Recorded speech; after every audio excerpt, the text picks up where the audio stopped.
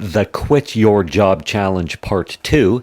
The Quit Your Job Challenge Part 2. That's what this episode is all about, is actually knowing whether you should quit your job or you just need to have some more tenacity, some more persistence, some more show-uppativeness. I don't know if that's a word, or maybe you've got a few more dues to pay. So I'm going to riff on that for a little bit. Listen in. You know when someone is selling from stage and at the end the audience gets up and rushes to the back of the room to buy? That's a table rush. My name is Misha Z, and the Table Rush Talk Show is all about bringing you the tools, strategies, and tactics that you can use to grow your audience and inspire them to buy. The Quit Your Job Challenge Part 2. Can I say that again? Do you want to hear me say that again? When I record an episode, I'll do the little intro, and then I'll leave space, and then I'll get started again. Or when I say leave space, I'll leave dead volume space, so I know where to edit. To edit in the official intro, and I forgot to leave dead volume space, a blank space where I don't talk. Anyhow, when I quit my job, it was very clear. I did not need to be tenacious. When I quit the mortgage career, I did not need to grind it out anymore. I had paid all the dues I needed to pay. I needed to give up my seat in the mortgage business.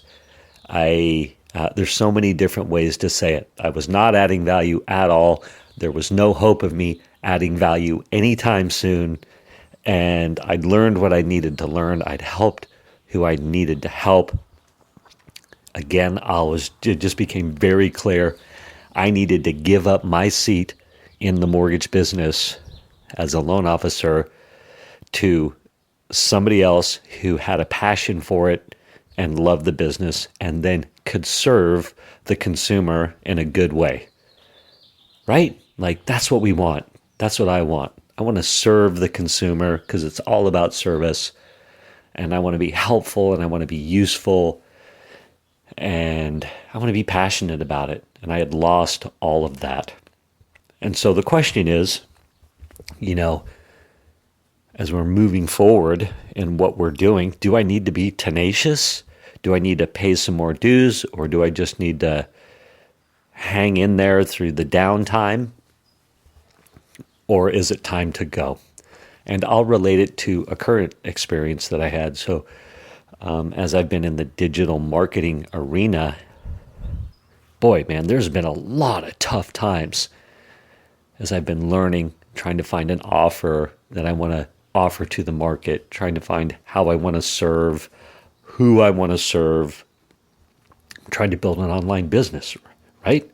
It's what a lot of us do. I'm assuming a lot of you who are listening right now to me are trying to build an online business, or you're trying to use the digital marketing landscape to grow what you do.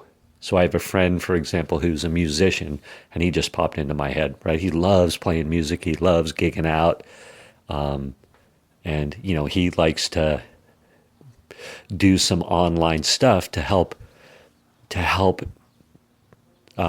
grow his visibility, to help get people to his shows, to buy his music, to get his word out.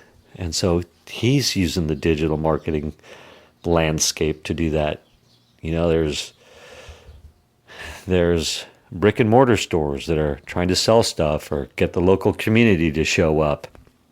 And so they're using the digital marketing landscape. And then you got course creators and coaches and all this and the full gamut of it. So many of us pretty much these days, you're utilizing some version of some sort of digital marketing to get the word out.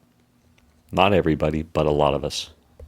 And so trying to grow a business online, man, I thought it was going to be a lot easier than it was or is. So I've been going at it fairly strongly for 4 years. Lots of failing, lots of suffering, lots of trying to figure stuff out from how things even work. There's the whole technical side of things.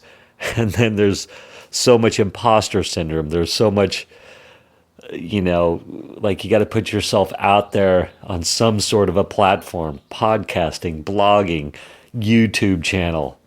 And then there's the rest of the social media landscape, Facebook, Instagram, TikTok, LinkedIn, all that kind of stuff. And there's websites and landing pages and funnels and what are the pixels? Pixels if you're doing Facebook ads, the things that track the clicks and this, and there's so much going on. What's it called when the mouse, you can track where people are running their mouse on your website?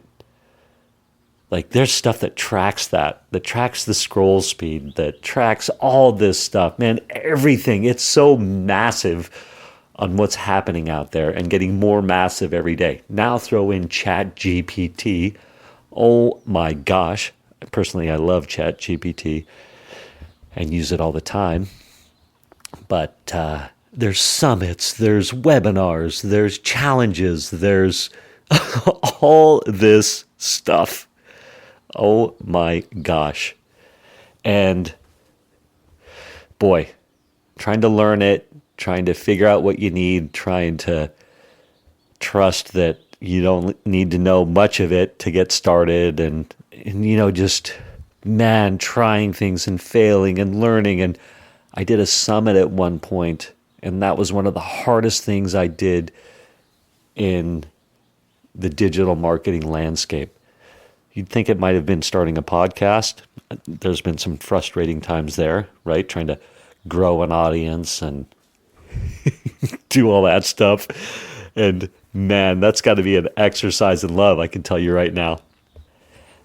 But fits and starts, and should I keep going, and should I quit? Should I walk away? Should I go get a real 9-to-5 job? Should I go start a new career outside of what I'm doing? Like these questions coming up all the time. Not now, though. I, generally speaking, have broke through all those questions, all that frustration, right? After 4 years of solidly being all in, paying for coaches, paying for masterminds, paying, hundreds of thousands of dollars to do all this and learn and lose money and all this stuff. I'm not saying you should do this, but the question is, should I quit or should I persevere? Should I quit or should I persevere? And it became very clear in home loans that I needed to leave. And I told you all the reasons why. But in the digital marketing landscape, it was like, okay, God, I was praying. This is what I did and what I was doing. I should name this framework. But I was praying a lot. How can I be of service? God, what would you have me do? And specifically what I was doing, the most powerful thing I was doing was inventorying at the end of the night. Like writing out my fears, my resentments, my frustrations. Was I being selfish? Also, like, who do I need to talk to about what's going on in my brain? So I was writing out those ideas. Like, I need to talk to somebody about this. Maybe it was mindset stuff. Maybe it was, financial things. Maybe it was how to get something done type of things. But inventorying that. And then, where was I being selfish? Where am I being selfish? Where am I being selfish? And in home loans, I was being selfish by trying to stay, and it was strictly me and my finances and my ego. It was all self-serving at that point, and it was very clear.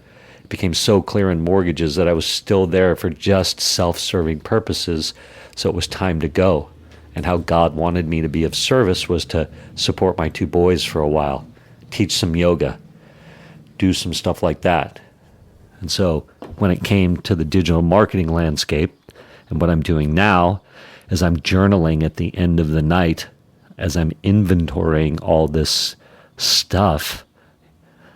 What could I have done better? I'd inventory that. I would also inventory, was I being selfish? Was I packing what I can into the stream of life? Like, was I thinking of myself most of the time?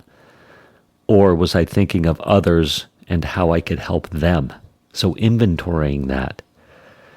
And when I would inventory that, it became very clear that I'm here to serve in the digital marketing landscape. And I don't get to know how right away,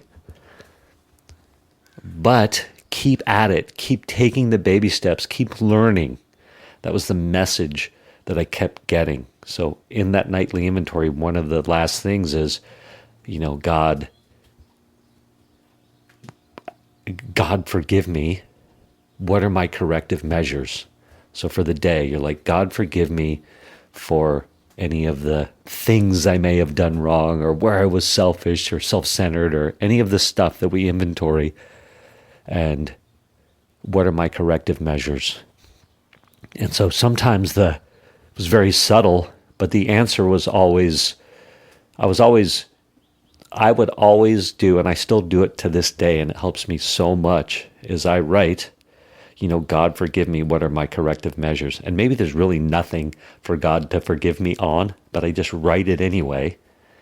But I say, what are the corrective measures? What are the next indicated step for me? And so usually, like last night, it was, I can't remember actually what I wrote, what the answer was last night, but it was something along the lines of, keep at it, try again,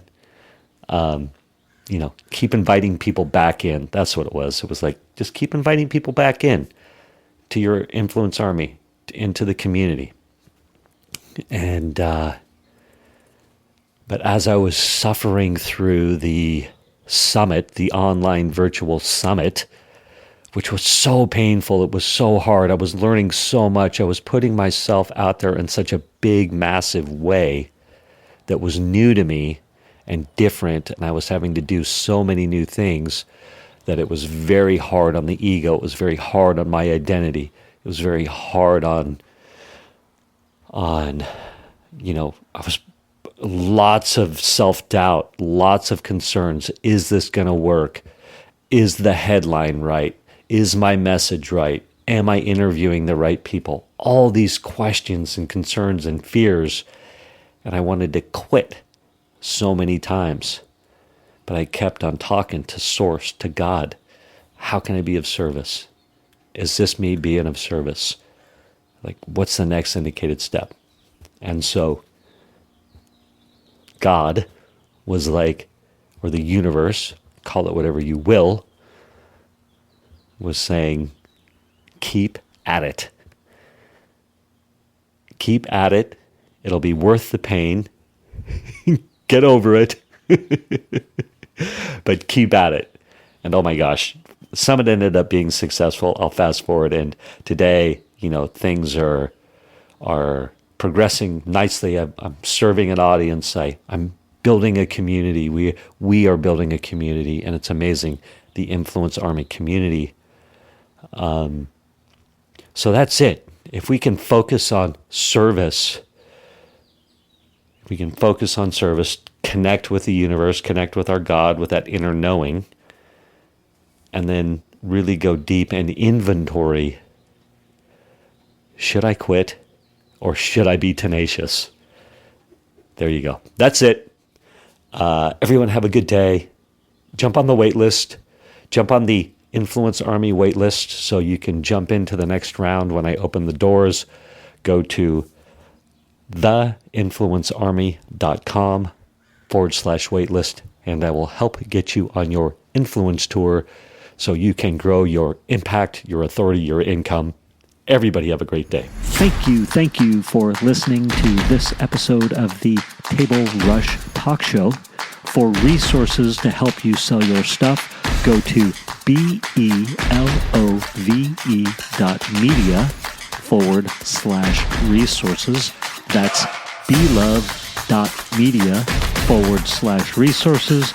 And be sure to subscribe, comment, 5-star, and share. Thank you again for listening.